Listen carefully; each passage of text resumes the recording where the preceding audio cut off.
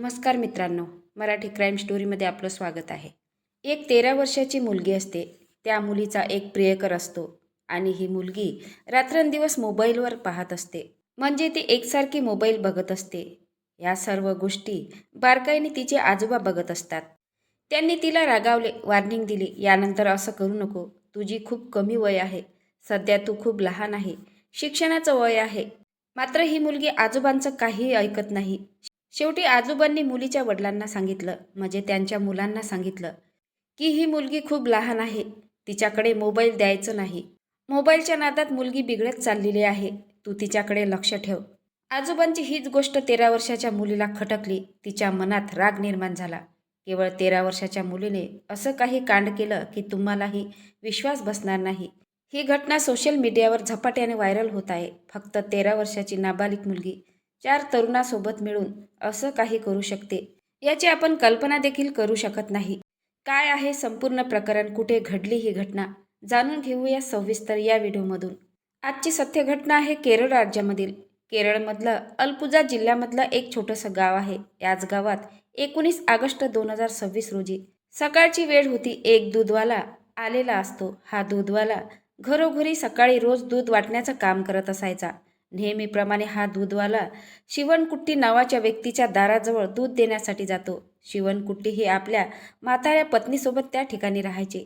शिवणकुट्टी यांचे वय जवळपास 67 ते 70 वर्षाचं असतं.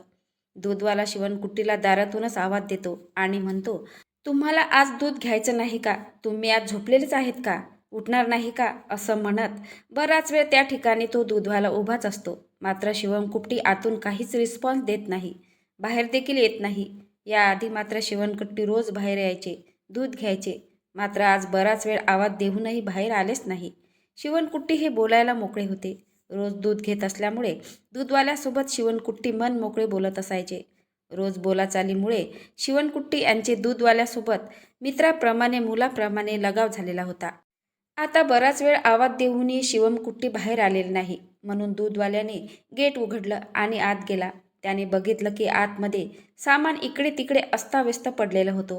प्रत्यक्षदर्शी असं वाटत होतं की घरात कोणीतरी चोर शिरले आणि चोरी करून गेलेला आहे. हळूहळू दूधवाला आतल्या खोलीत जातो. बघतो तर शिवणकुट्टी यांचे हातपाय साडीने बांधलेले होते. तोंडात कपडा कोंबलेला होता. अशा परिस्थितीत ते जमिनीवर पडलेले होते. हे सगळं भयंकर दृश्य बघून दूधवाल्याला थरकाप सुटला. तो अतिशय घाबरला. जोरजोरात ओरडत बाहेर पळत आला आणि गावातील लोकांना आवाज दिले. गावातील सगळे लोक त्या ठिकाणी जमा झाले. शिवमकुट्टीच्या घरासमोर लोकांची गर्दी जमली. शिवमकुट्टी लोकांना ओरडून ओरडून सांगत होता, आतमध्ये शिवमकुट्टी पडलेले आहेत. त्यांचे हातपाय साडीने बांधलेले आहेत. तोंडात कपडा कोंबलेला आहे आणि अतिशय निगूनपणे शिवमकुट्टी यांची हत्या केली आहे. हे सर्व ऐकल्यावर लोक समजून गेले की घरात चोरी झालेली आहे. चोरट्याने शिवमकुट्टीची हत्या केलेली आहे. शिवमकुट्टी हे आपल्या पत्नीसोबत या ठिकाणी राहत होते. काही वर्षापूर्वी त्यांच्या मोठ्या मुलीचं लग्न झालेलं होतं. मुलगी प्रेग्नंट असल्यामुळे ती रुग्णालयात भरती होती. त्यामुळे शिवमकुट्टीची पत्नी आपल्या मुलीसोबत रुग्णालयात थांबलेली होती आणि त्यांची दुसरी मुलगी विदेशामध्ये राहत होती आणि त्यांचा मुलगा त्यांच्या घरापासूनच थोड्या अंतरावर पत्नी व मुलासह राहत होता. त्यानंतर जमलेल्या लोकांनी पोलिसांना संपर्क साधला. पोलीस घटनास्थळी दाखल झाले. पोलिसांनी चौकशी सुरू केली. त्यांना कळले की घटनेच्या रात्री शिवमकुट्टी हे एकटेच घरी होते आणि रात्रीच्या वेळी चोरटे आलेत आणि चोरी करून, लूटपाट करून शिवमकुट्टी यांची हत्या करून फरार झालेले आहेत. प्रत्यक्षदर्शी पोलिसांना असंच दिसत होतं. त्यानंतर पोलीस आत शिरले तर घरातील सोनं चांदी सगळं काही चोरीला गेलेलं होतं. घराच्या बाहेर बाईकचे निशाण दिसले, म्हणजे चोर बाईकने आलेले होते.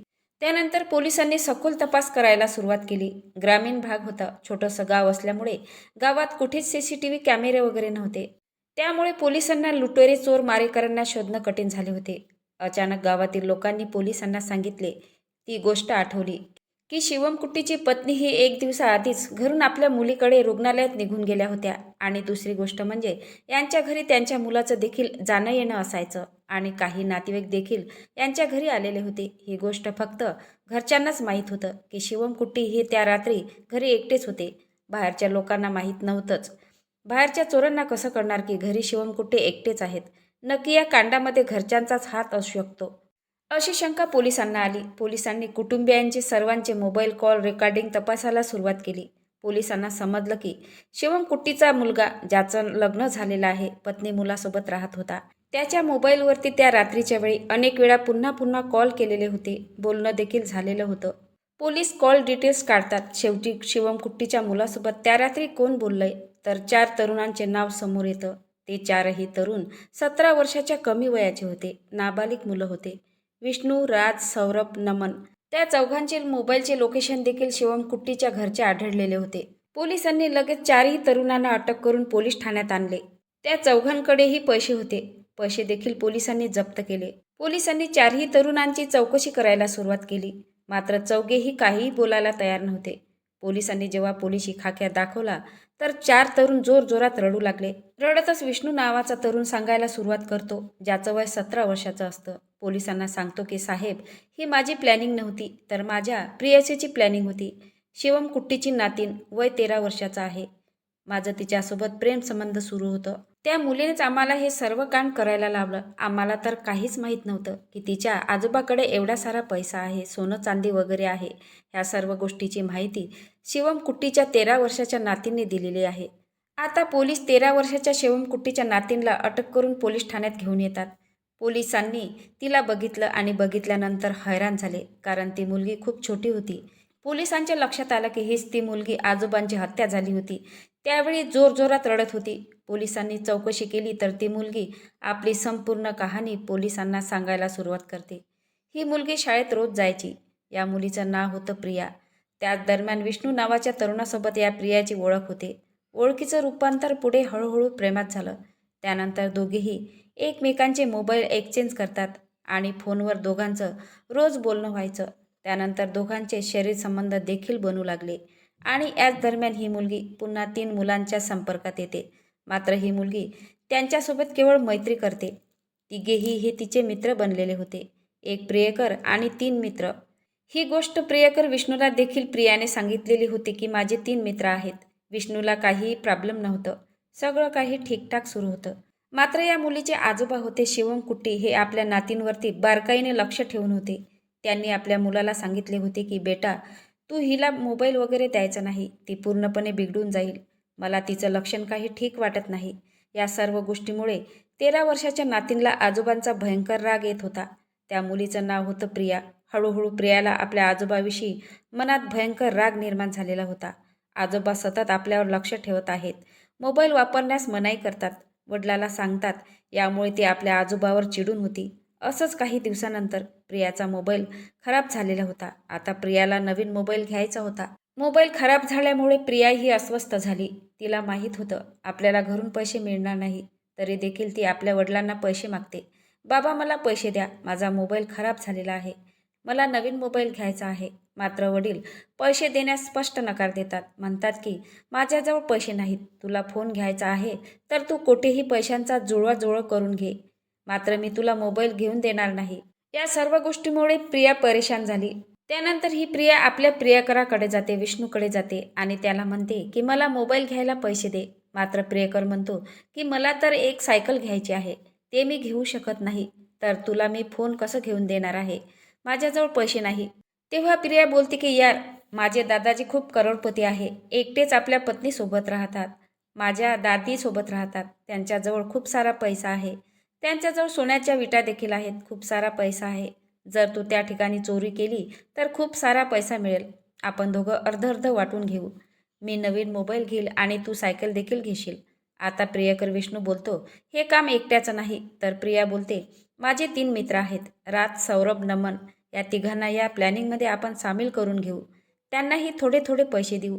ही गोष्ट आता विष्णूला पटते. विष्णू त्या तिघांनाही समजावून सांगतो. हे तिघेही नाबालिग होते.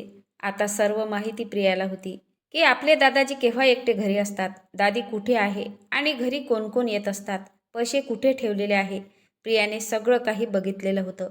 प्रिया चौघांनाही समजावून सांगते आणि प्लॅननुसार 19 ऑगस्ट 2026 रोजी रात्रीला घरी कोणी नव्हते, घरी एकटे दादाजी होते.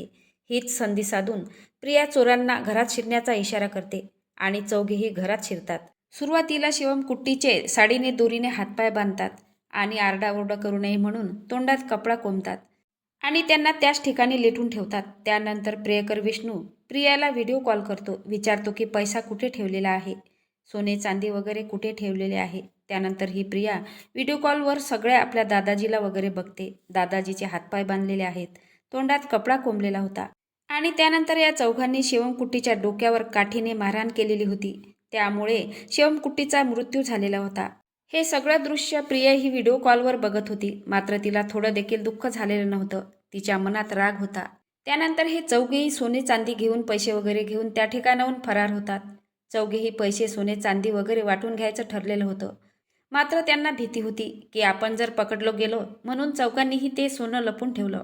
सगळं काही ठीकठाक, सगळं काही शांत झाल्यानंतर चौघेही जण वाटून घेऊ असं ठरलेलं होतं. मात्र पोलिसांच्या सतर्कतेमुळे या घटनेचा खुलासा झाला आणि चौघेही पोलिसांच्या हाती लागले आणि मास्टर माइंड प्रियाला देखील पोलिसांनी अटक केलेली आहे. हे पाचही जण नाबालिग होते. नाबालिग असल्यामुळे या पाचही जणांना रिमांड होममध्ये पाठवण्यात आलेले आहे. मित्रांनो, बालवयात लहान मुलांना मोबाईल देणे किती महागात पडले. आजोबांनी मोबाईलचा विरोध केला. 13 वर्षाच्या मुलीने आपल्या आजोबांची निगृणपणे हत्या केली. या मोबाईलमुळे किशोरवयीन मुलं बिघडत चाललेले आहे. पालकांनी योग्य वयातच मुलांना मोबाईल देणे आवश्यक आहे. तुम्हाला या घटनेबद्दल काय वाटते ते नक्की कमेंट बॉक्समध्ये सांगा. नवीन असाल तर चॅनलला सबस्क्राईब करा, लाईक करा. भेटूया पुढल्या व्हिडिओत. जय महाराष्ट्र.